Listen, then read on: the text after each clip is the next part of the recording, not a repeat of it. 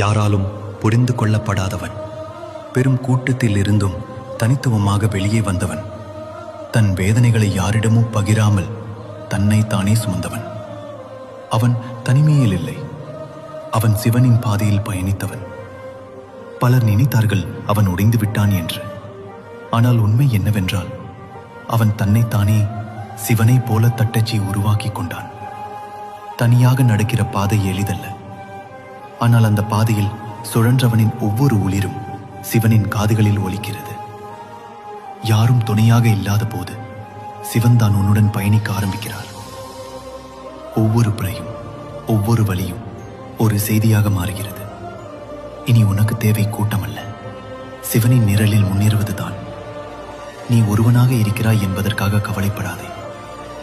அந்த தனிமையே சிவனின் அழைப்பு. உலகம் உன்னிடம் மீண்டும் முகம் திருப்பும் போது அது சிவன் உன்னை நெருக்கமாக வரவழைக்கிற சின்னம். வளைந்து விடாதே, நின்று போகாதே. ஏனென்றால் நீ அந்த வழியில் செல்கிறாய்.